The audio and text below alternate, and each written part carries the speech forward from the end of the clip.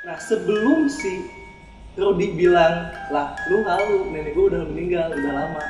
Si Norman langsung jawab, lah itu siapa yang lagi sapu-sapu di halaman belakang? Yang ngeliatin setengah badan. Lu tau apa yang bikin gue merinding? Mukanya hancur, matanya ke bawah. Lu udah cerita kan? Sebelum dapur kamar mandi, Oh iya. ada sumur. Gua samperin, gua diam di dapur bersih, nenek-nenek di atas sumur Melayang. masuk sumur.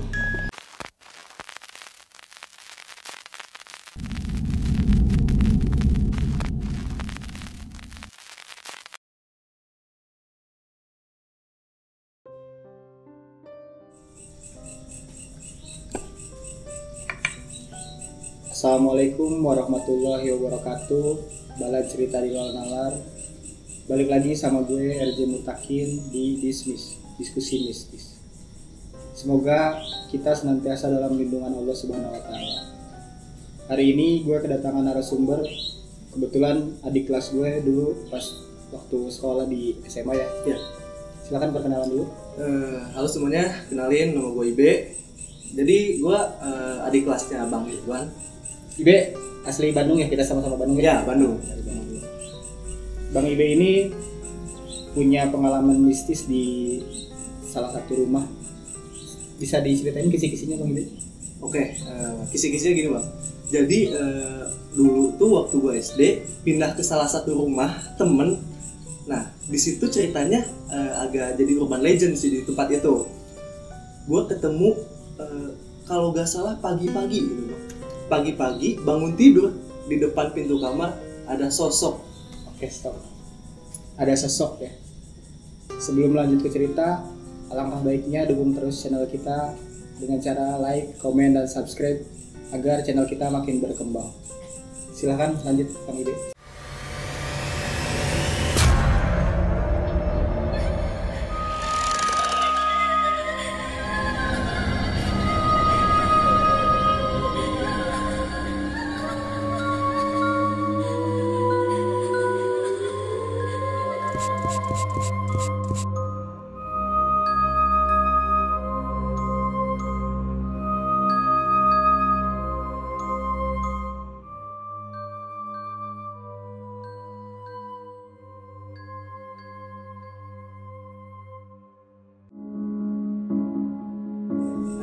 Jadi gini Bang, gue breakdown dulu ya dari dulu ya kan.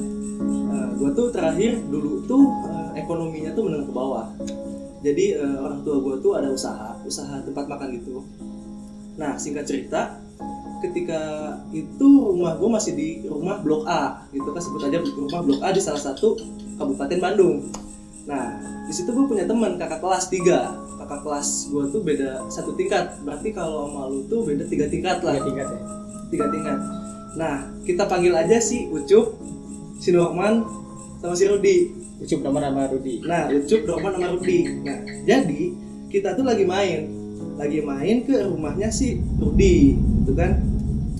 Main ke rumahnya si Rudi. Kebetulan di rumahnya itu di halamannya ada warung. Cuman si warungnya tuh udah gak kepake Bang. Udah lama gak kepake. Udah lama gak kepake. Jadi cuman jadi kayak base camp lah anak-anak. Orang baru Nah, itu. Kita lagi main di situ. Satu ketika kita main gitu kan, si Norman bilang ke si Rudi yang punya rumah tuh, Di, gue numpang pipis ya ke toilet. Ya udah, sono aja cabut, gitu kan.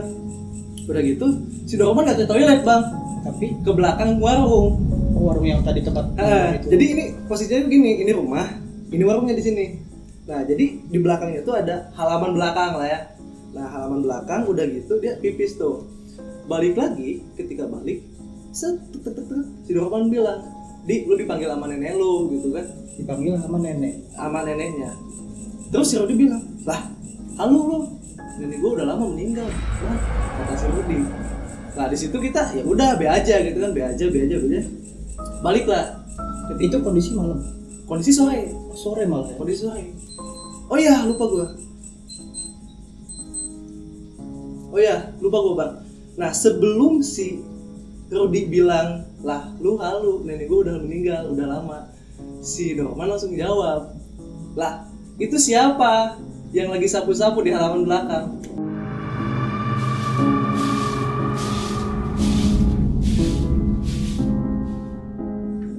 Sempet ngecek nggak ke belakang? Ya, kita ada posisinya masih bocah bang, masih kalau nggak salah 4-5 SD lah, 4-5 SD di situ kan. Nah udah gitu ya udah kita balik lah. Nah satu ketika alhamdulillah orang tua gua kita masih ngontrak waktu itu, masih ngontrak di Blok A itu. Alhamdulillahnya usaha mama gua lancar, dan saat itu pun bokap gua ada kerjaan. Dia kan kayak pemborong gitu, pemborong kontraktor lah. Dia cabut ke Jawa, nggak tahu lah bikin apaan lah ya. Jadi baliknya tuh sebulan sekali. Jarang pulang. Nah udah gitu, tapi balik lah, modal duit gitu kan, balik duit. Beberapa bulan kemudian, nah itu rumah tuh kosong. Rumah itu udah ditinggalin gitu, dijual. Beberapa gini bang, satu bangunan ditinggalin 7 hari aja itu udah ada yang isi kan. Iya. Nah ini berbulan-bulan bang, berbulan-bulan otomatis sudah banyak yang masuk kan. Nah udah gitu, yang punya rumah kenalan sama si Babe, bokap gua si Babe kan. Oke lah, itu rumah kita beli ya, kita di situ ya biasa aja gitu kan. Yang namanya usaha rumah makan, pagi-pagi kita nyiapin gitu kan. Itu nyokap gua, nyokap gua yang masak gini ke dapur gitu kan, ke dapur. Nah nyokap gua sering bilang sama gua, mama tuh sering dengar kresek-kresek loh di gudang. Jadi posisi rumahnya tuh gini bang, ini rumah. Jadi rumah ke si ruang tamu, ke ruang keluarga tuh gak ada sekat. Ngeblong gitu ya? Ngeblong. Jadi kita dipikirinnya pakai lemari pajangan. Nah gitu kan. Jadi ini si ruang tamu, rumah, kamar dua sama kakak, bokap sama mama. Terus si konturnya tuh landai ke bawah. Oh iya, landai ke bawah. Udah gitu si rumahnya tuh, kalau lu mau masuk ke dapur, ada 2 dapur. Yang satunya dapur bersih buat masak-masak yang kecil, yang satunya buat masak yang di pasar, yang di tempat makan. Nah itu yang seremnya lagi bang, itu rumah di belakang dapur ada kamar mandi, dapur. Di dapur tuh ada pintu ke gudang. Jadi itu si rumah tuh gudangnya tuh kayak apa ya, tanah kosong, cuman itu tanah punya rumah.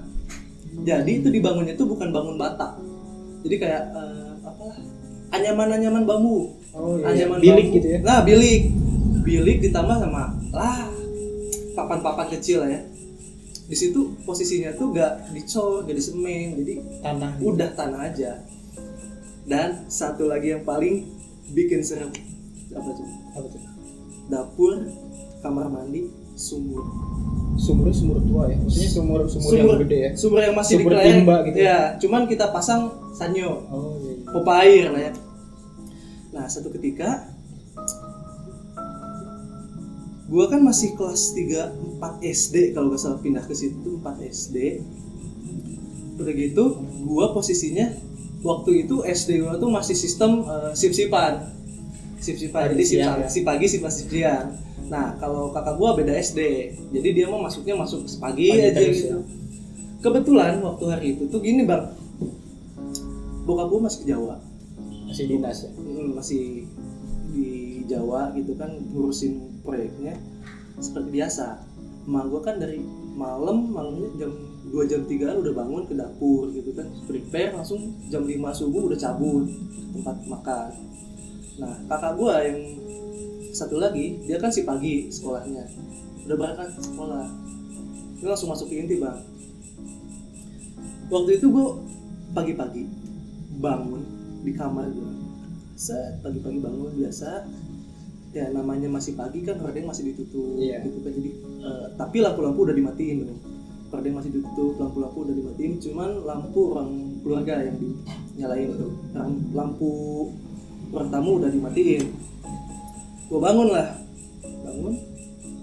buka mata, selimut, bangun gini kan masih apa namanya? Lulungu lah. Lulungu bahasa Sunda namanya. Bahasa Indonesianya apa ya? Lulungu ya. Ya. Kayak di translate. Nah, masih lulungu. Satu sosok Apa sih? di depan pintu kamar gua. Sosok jadi nenek. Dia diam aja. Diamnya kayak gini.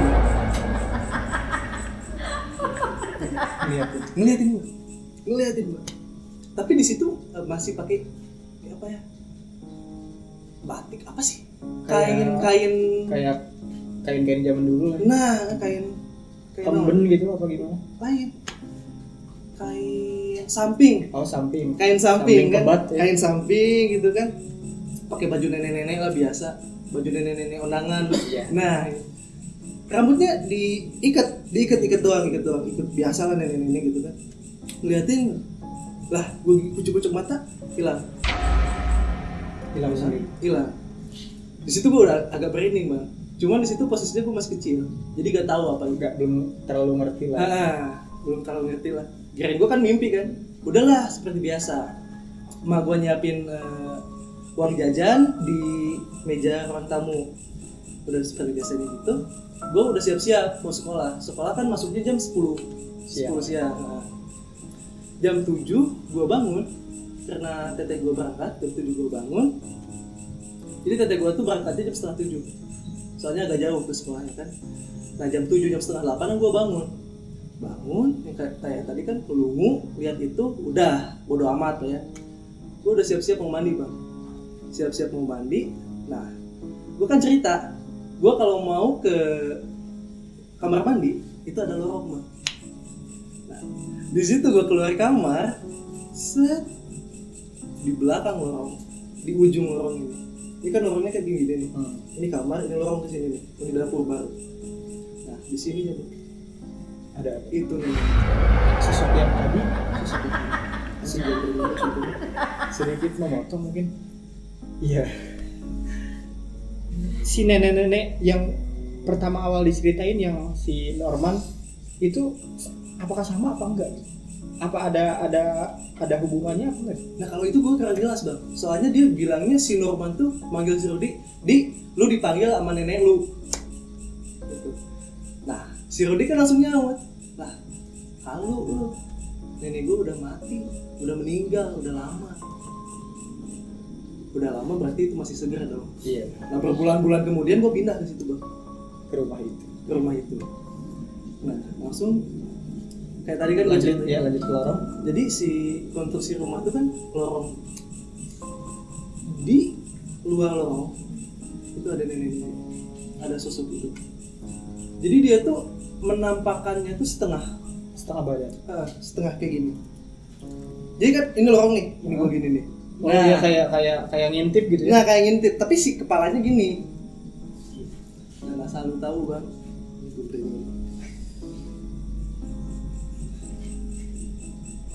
Mau stop dulu nggak? Ayo Lanjut. Balikin dulu. Nah, jadi gini bang, si sosok itu seperti mengintip. Jadi setengah badan, gua liatin setengah badan gini, kepalanya agak ke sini, kepalanya ke sini. Dan itu si nenek itu kan udah meninggal berbulan-bulan yang lalu, atau bahkan mungkin ketika gua pindah ke situ udah bertahun-tahun kayaknya kan, udah masuk 1 tahunan lah ya. Yang namanya jasad ketika dikubur itu kan membusuk bang. Betul. Membusuk kan. Entah kenapa si nenek yang tadi wujudnya berubah jadi membusuk. Jadi pas awal dia ngeliatin normal, masih segar, masih nenek-nenek biasa ya. lah. Setelah beberapa saat ketika gue ngeh bahwa itu adalah sosok, dia ngeliatin setengah badan. Gue tahu apa yang bikin gue merinding? Mukanya hancur, matanya ke bawah. Matanya ke bawah gini bang. Ini udah gitu, nggak tahu apa itu hitam dari nggak tahu di mana, hitam antara tenggorokan atau bibirnya cucur ke bawah. Kayak darah yang udah itu udah lama lah ya, udah membusuk kan darah. ke bawah bang. Gue di situ yang namanya bocah antara takut, tegang dan shock, gue bisa diam doang. Nah di situ gue shock. Waktu gue mau ngedekat, gue samperin, gue susut, Hilang. Yang namanya bocah ya udah bodo amat kan. Di situ gue gak tahu apa-apa, sumpah gak tahu apa-apa. Gue jalan lah, di ujung lorong dia nungguin. Itu sebelum sampai kamar mandi. Di ujung lorong dia nungguin, gue lari, gue samperin. Malah nyamperin. Gue nyamperin karena kan anak kecil, Oh, iya. penasaran Iya, loh, penasaran itu kan apa? Penasaran gitu kan, kepo lah apa sih itu kan. Nah, gue udah cerita kan sebelum dapur kamar mandi Oh iya. ada sumur. Gue samperin, gue diam di dapur bersih, nenek-nenek di atas sumur. Melayang. Masuk sumur. Langsung masuk sumur. Masuk sumur. Sempet ngeliat nggak? Maksudnya pas lari itu nyamperin ke sumur nggak? Enggak. Jadi ketika apa ya, dibilang kayak genocop lah, genocop dibalikin. Eta Genocop apa? Oh, copong. nah genocop kan dia kan nggak loncat, jadi zigzag. Oh iya. Nah si itu pun gitu, jadi set di atas sumur, masih dengan anjir merinding gue seinget gue tuh dengan matanya yang ke bawah gitu kan, dengan masih yang ada darah gitu, nggak tahu darah gitu apa ya, pokoknya hitam lah ya, pekat gitu, masuk ke bawah sumur. Turunnya pelan apa langsung kayak jatuh gitu. Di situ gue kagak mau sekolah bang. Oh nggak mau sekolah? Gak mau sekolah, gue langsung cabut gue bang. Akhirnya mandi nggak? Kagak lah. Enggak ya? Masih bau jigong, masih bau badan kan. Padahal itu kucel. kondisi siang hari ya, maksudnya pagi lah ya. Setengah 8-an lah. 8. Nah di situ gue cabut, bawa bekal, bawa main PS. Jadi nggak jadi sekolah. Gak jadi sekolah gue bola. Nah, Mungkin sedikit masih ada lanjutan? gitu ini dulu. Sedikit pertanyaan.